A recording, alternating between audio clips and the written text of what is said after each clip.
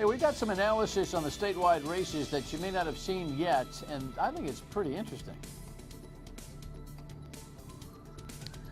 And of course, if I think it's interesting, then it goes on the show because it's all about my state of mind. All right, good evening. Dan York here. Nice to have you aboard.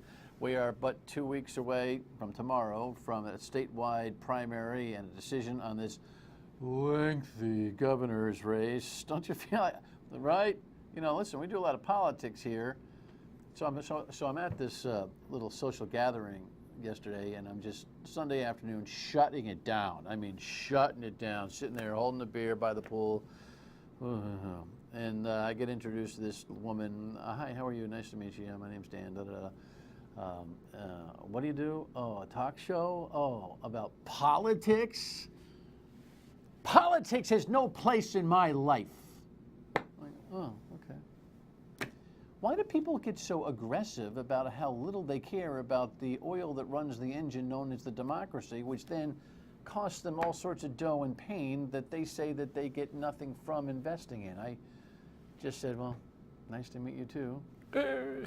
You know, Sunday afternoon. But anyway, that's my state of mind. But now I'm engaged. Ted Nesi is with us tonight. I have a short rundown because I want to cover a bunch of things with Ted to talk about some polling. We got some polling numbers last week, and we showed them to you, but there's a couple of nuanced numbers that I think are kind of interesting and tell maybe a stranger and weirder story. And don't forget, the WPRI debate is tomorrow night at 7 o'clock, which then moves Wheel and Jeopardy over to the famous MyRI TV, which takes the chubby guy in the television out for the evening, which is okay. And then at 11:30, when we repeat the show, tomorrow night we will rerun the Block Fung conversation that we had from last week so that we're synergistic on a polling and debate type of evening. You got it? All right, let's go to the rundown real quick.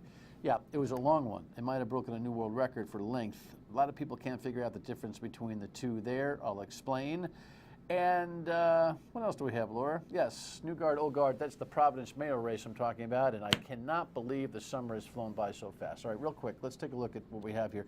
Headlines from today on funeral coverage. And, you know, this is Michael Brown, of course, St. Louis. At press time, as we were getting the show together, they were still in the midst of what was a very lengthy, almost all-day event. The whole thing calmed down significantly in terms of protests and the like. Here's what CBS provided for us. Hundreds of family members and friends of 18-year-old Michael Brown are gathered for his funeral today. Some mourners entered the church holding their hands up in a symbolic gesture. Brown's father asked for a day of peace and calm while his son is laid to rest. He wanted to go to college. He wanted to have a family. He wanted to be a good father, but God chose differently. And I'm at peace about that because he's not a lost soul. His death is not in vain. Brown was gunned down during a confrontation with Officer Darren Wilson. Police say Wilson opened fire after Brown scuffled with the officer and charged at him. Witnesses say Brown was shot while surrendering. Autopsies show he was shot at least 6 times.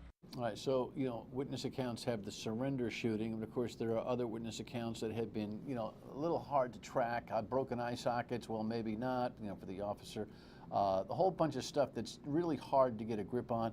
We got to keep an open mind about this on both sides of whatever both sides of the discussion are until the facts come out. But of course, you never prevent the star celebrities who I think in a lot of ways are king of the hill types who keep people down in order to retain their cultural and political dominance. Guys like Sharpton and the like who show up and grab their additional 15 minutes of fame. CNN was almost all day with this thing. In a way, I think it might let all the air out of the balloon, though. When you have so much focus on the funeral, perhaps things calm down and cooler heads prevail as we go. Hopefully that will be the case. Next item in the news, ISIS and ISIL. Now, you know the difference between the two, right? Let me, because a lot of people ask me about this on the radio. ISIS is the Islamic State of Iraq, okay? And, well, I'm sorry, the Islamic State of Iraq and Syria.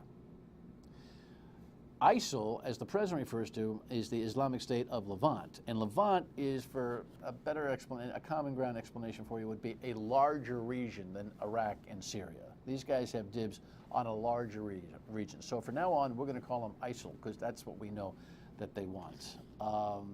You've seen lots on this. We got a headline today, I think, Yeah, so they're going to get a grip on an air base, and guess what? That's going to give us all the reason to cross country lines and start air attacks in there as well. We can hold nothing back when it comes to trying to diminish this crowd, no doubt. You know, the president spoke about the terrible, terrible, terrible murder of James Foley, the journalist, last week, and we had so much going on, I didn't get a chance to say this. While the president should show that we're just never going to flinch over what they did last week, it might have been better not to run to the golf course right after he said so, but that's just a kind of a post-dated commentary. Real quick, in the Providence mayoral race, I just wanted to mention that the new guard and the old guard, sometimes there's really no difference between the two other than generational difference. You remember that last week we had Brett Smiley, who we've had here a number of times, leave the mayoral race and hand over whatever goods he thinks he can transfer to Jorge Elorza.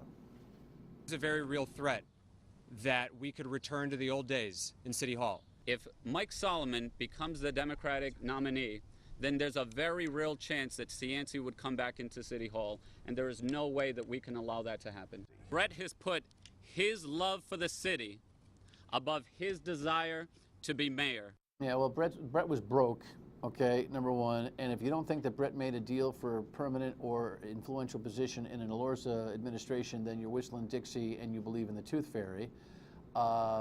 So you know what? If they would just be honest about that, maybe they would look like a new guard. But when they just kind of hide those truths, like the old guard would do, you ask the same question that Roger Daltrey used to ask or sing about. Meet the new boss, same as the old boss. But here are a couple of the old bosses reacting to the new bosses, saying that we can't have the old bosses. I feel confident that we're going to win this race, and I feel confident we're the only ones that could beat Buddy Cianci. They think they're the only ones who can beat Buddy Cianci, and that you have the worst shot. Have they showed you any numbers? There are more dropouts in this race than in the Providence school system. Flashing his celebrated wit, former Mayor Cianci tried to sound unconcerned. Does it say something about the damage of 2 felony convictions that they're going through these maneuvers to gang up against you? That's very possible, but you know, I'm legally entitled to run. You know what I like about that piece? Sean Daly never hides from a question, and Buddy Cianci has a one-liner for everything. By the way, Michael Solomon's the one that's got all the numbers. His numbers in the primary look wonderful. His numbers in a general against Buddy Cianci, not so good.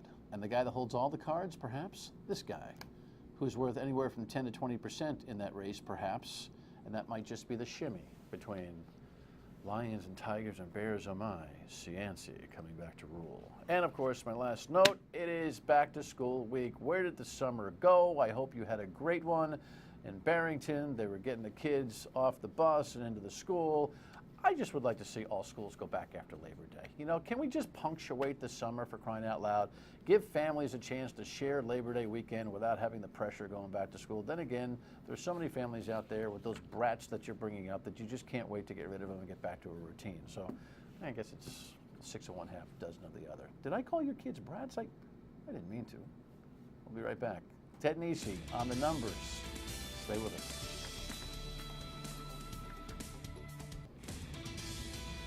Welcome back in. By now you've probably seen these numbers, but there's numbers behind these numbers. So let me show you the first numbers. Angel Deveris stuck in the middle between Clay Pell on his tail and 5 points behind Gina Raimondo in the Democratic primary for governor.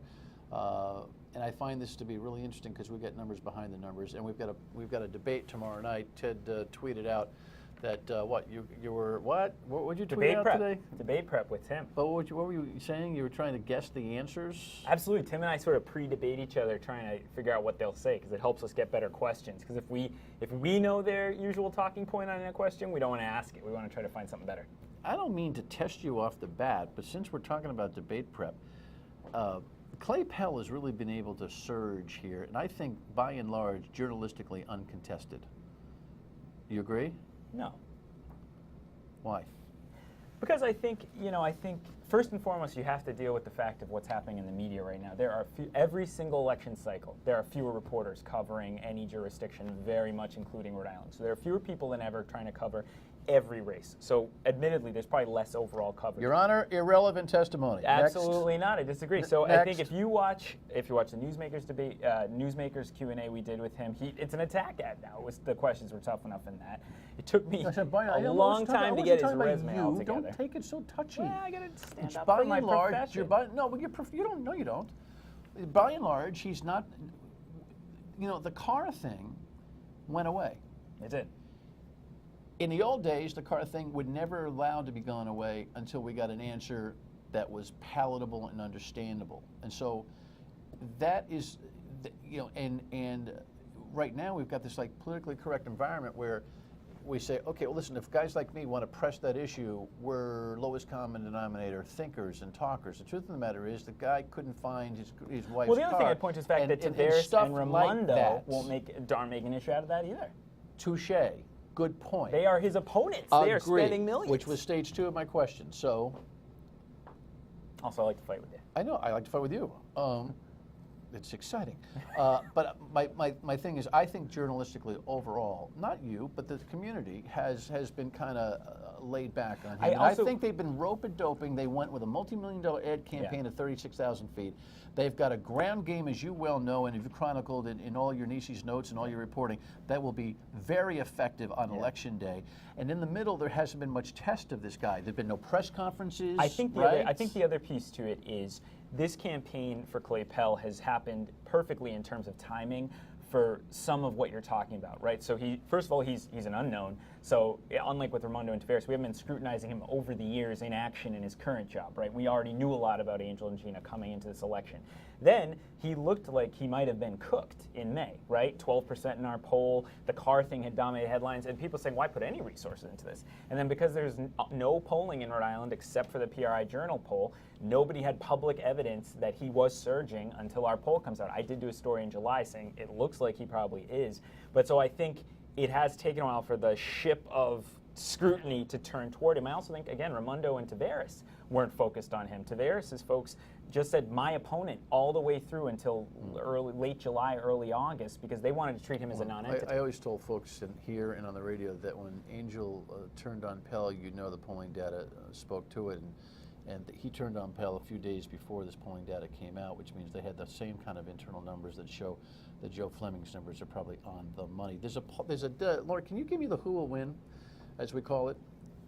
It's the who will win. I love this graphic. question. This is the one that I don't know how many people have seen. This is a really good one. Teddy, explain this. 39, 25, 13. So no, it's 13% of all Democratic primary voters believe that he'll win. Right. But double the amount will vote for him. Yep. What happens when there's more and more coverage that he's, in the next 2 weeks, that he's more and more credible?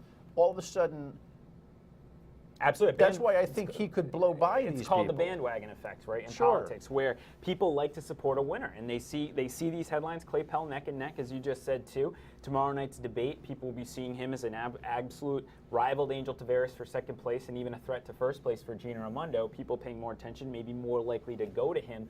I do think this shows that even at the time our poll was being taken about 2 weeks ago now, it still looked to the vast majority of primary voters highly unlikely he would be the Democratic nominee, which is an interesting snapshot. But primaries move, and quickly. You know this. You've covered politics a long time.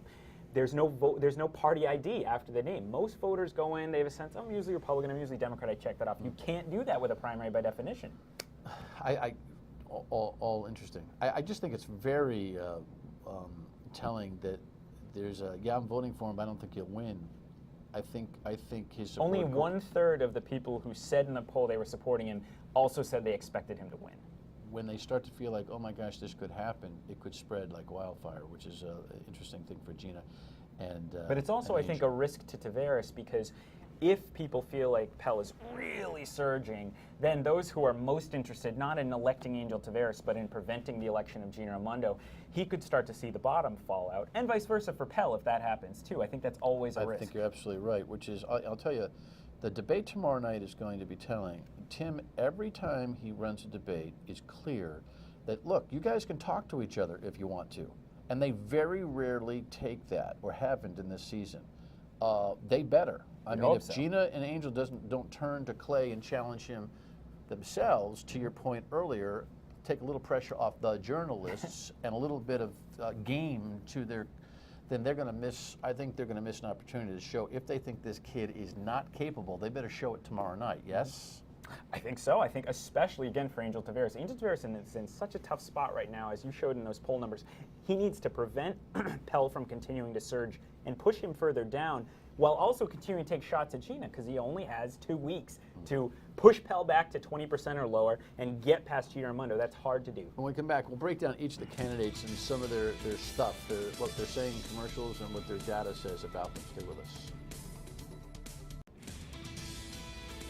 So Ted and I are putting money down on what's going on. Actually, it's just me, because he's a journalist. No. He doesn't do that kind of stuff. You know, I love that. Anyway, Laura, can you show me that graphic of favorability on Clay Pell? Thank you. Ted and I are talking about all this stuff. The debate tomorrow night is a big one on Channel 12. Favorability rating, 50% favorable, pretty good, but you say it's soft. It is, because, Why? Well, first and foremost, his unfavorables didn't change at all from May, which is good to the extent you don't want them to keep rising, but he's stuck at only 50%, the other two are at 62% favorable. So he's got a gap there. And then if you dig into the numbers, he has more independent voters who are unfavorable than favorable toward him, and more undecided voters who feel unfavorably toward him. Not good for a general election. No, and frankly, the undecideds isn't even good for getting out of this primary, because he needs to win. If he's at 26%, like we say in this poll, 26% doesn't win this primary. North does 32 for Gina. They all have to add some more points of support. Well, you need those undecided voters to like you, and right now we have 35% unfavorable Clay Pell, only 29% favorable. So he's just going to speak to the Latinos about it, right? Fire away. Y abrir la puerta de la universidad a todos nuestros hijos en Rhode Island.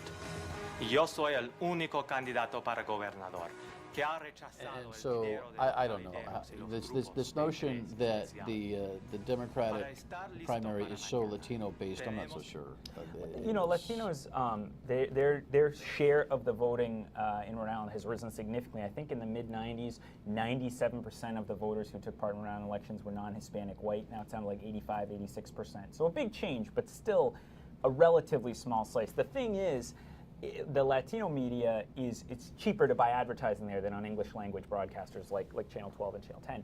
And so they can probably air that ad a lot on the Hispanic language television stations between now and the primary. You got to think Angel Taveras should have a good message to them. Let's look at the Gina favorability numbers real quick. If we could put those up, Laura, there we go. Still very high, very solid. Not only very solid, but significant growth. She was at about 52% favorable in the May poll, our most recent one before this, with these voters, the Democratic primary voters. She's basically closed the gap. Angel Taveras had a 10, 15-point gap with her on favorability in the May poll. That's closed. They are right in line with each other on favorability, which had always been a question. Did she have a huge block of Democratic primary voters who just hated her? Doesn't look like it. Well, here's the interesting thing. Clay Pell has banked on doing the high road campaign. The people who support Clay Pell are the ones that would like to see Gina Raimondo out of politics for the rest of her life. And they've had to hold back. I guess the kid has probably made one thing clear, that he wants to run a favorable campaign. He would be the one to hurt her on favorability numbers. Angel has been rather ineffective at it, because he's got to fight on two fronts now. So she's getting a break with this guy's disposition.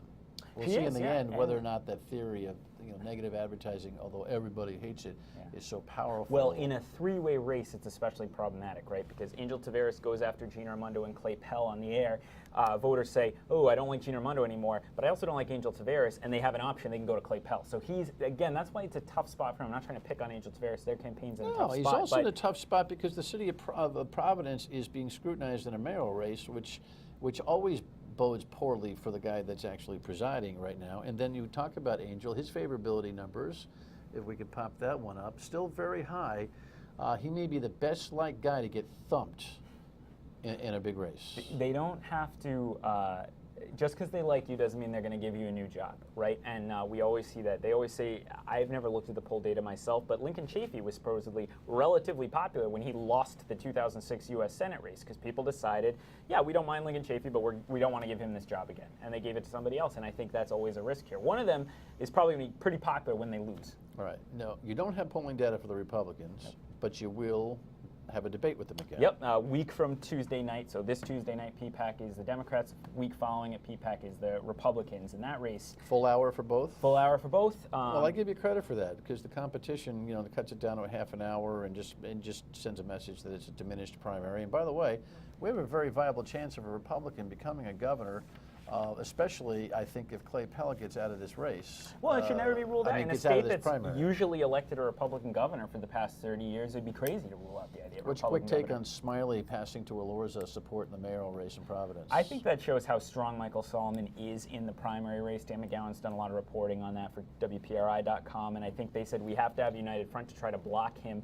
But they are adamant, as you said, the Solomon people are adamant that they can take on Cianci. That remains to be seen. Cianci had poll numbers that showed him 30 points up in name recognition over Solomon. I don't know whether name recognition and votability are the same thing, but they're close, aren't they? Absolutely. You need people to know you before they vote for you, usually. And Buddy Cianci will never have a problem with that. That's a fascinating race. I can't wait to watch how that unfolds. All right, so big night tomorrow night. Put up the graphic, Laura, if we can. Thank you. Tomorrow night, 7 o'clock for the Democrats, and then they'll do it again next Tuesday for the Republicans. Good work on this. We'll look forward to the show. It's bumping Jeopardy and Wheel, which bumped me, but Well, Tim and I are on. We can't have you on, too. We don't want the ratings drag. We'll just, your state of mind when we come back. Your state of mind. We'd like to know what you think. Email me, call me, Facebook post. You can also, on our WPRI.com website, make a comment like this person did after watching a replay of the show, which you can find on WPRI.com each and every night. Well, we're still trying to figure out what the point is. So where are the Republicans? I thought you said he was Republicans. Clay's rich. He must be a Republican. He should be there, huh? Jess says this person's just being snarky. All right, well, the Republicans were on with us. Here are the Republicans that were on last week. Fung and Block having a little debate. We'll replay them tomorrow night at 11:30 because we're preempted because of Jeopardy and Wheel, preempted by a debate, and be back on Wednesday. You got it? See you on the radio at noon tomorrow.